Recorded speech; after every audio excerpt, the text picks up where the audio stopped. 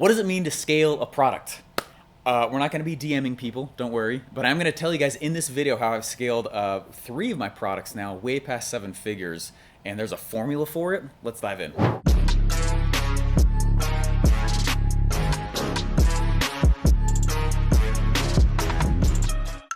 All right, my first million was definitely the hardest, and that's the thing that you always hear. It is so hard, the first million, and it's because you're trying to figure out who you are, what you do, who you serve, what the price point is, where your market is. As soon as you figure those things out, and it's time to just like turn up the heat, oh my gosh, the game gets so much faster. We've crossed 10 million now, and it has been a really cool experience. But the things that you do to scale a product, don't even worry about this stuff unless you actually are already selling. Don't think about scaling until you actually sell. So what I'm gonna walk through in this video is I'm gonna share with you guys 3 things to watch, like a hawk, while you're scaling, or it can kill the whole thing. Because I've actually killed several products trying to scale them. So let's keep you from these mistakes. Let's dive in.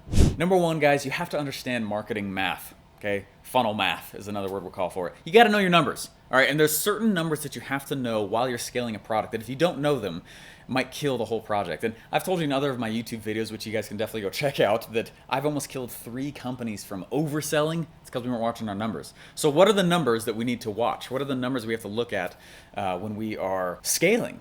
It's 2. There are others that are really, really big, but it comes down to 2 at the core. And the first one is, what is the average cart value? Meaning, you're gonna hear that phrase a lot if you're brand new at this game. Just get used to that. Okay, ACV. What is the average cart value? And we always just ACV, ACV, ACV. Another word for it is average order value, AOV. What it means is, let's say that you go into a e-com store and you buy something for I don't know, 20 bucks. Let's take this hat for example. It's $20 and a few people go off and they start to buy it. Not everyone buys the shirt that's the next upsell. Not everyone buys the thing that's after that, but some do, right? What we do is we just basically say, what is the average amount of money somebody spends with you when they come in and buy, right? When you take all the products together and you come in and you average it out, what's the average somebody is buying with you? You have to know that number, okay? What's powerful about that number is it lets you figure out basically what your budget is.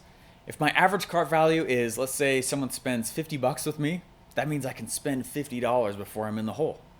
That's really cool. If it's on a $20 shirt though, wait a second, it means I can spend more than twice as everybody else because I get more than twice the average cart value. Does that make sense? This is why someone, a Joe Schmo, can compete with Coca-Cola, right? Or someone who's really, really big, because they can increase their average cart values and basically compete on the same planes as the other people. Okay, so the first number is the average cart value. The second number is what we call the CPA, or the cost to acquire, cost per acquisition.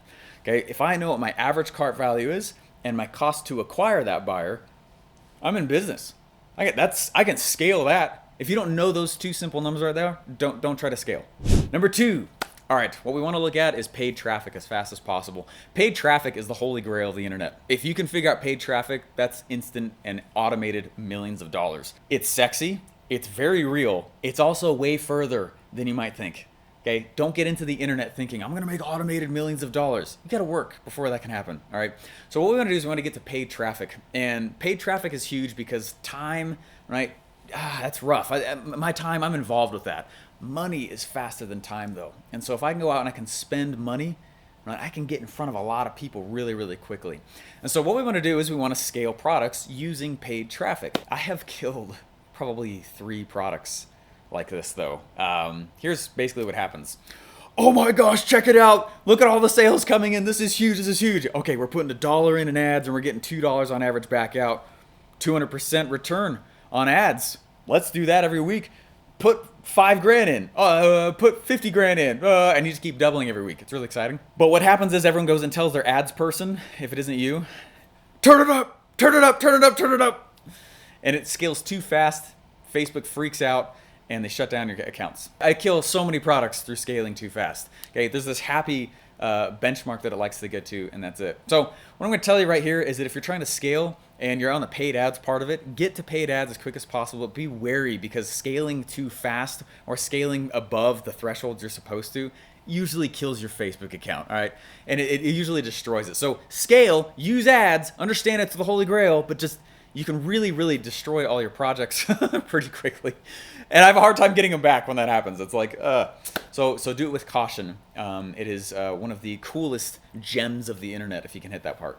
Hey guys, before I show you the third thing you have to watch, otherwise you're gonna break all your scaling activities. Hey guys, subscribe. Hit the big rectangle. It's red. It's right in front of you. It's not hard to find. Click the button. Go in and subscribe. We spend a lot of time putting these videos out here. Plus, socialism weeps when you do. It's really, really cool. They die. They cry softly and sadly in a corner, and that makes us smile. My joy center gets a little tickle on the inside, especially when you hit the thumbs up. Oh my gosh, that's really nice. Number 3, you guys, do not skip this. And I always get pushback every time I say this. But if you choose to create content for 1 year consistently, most of your financial problems will be over.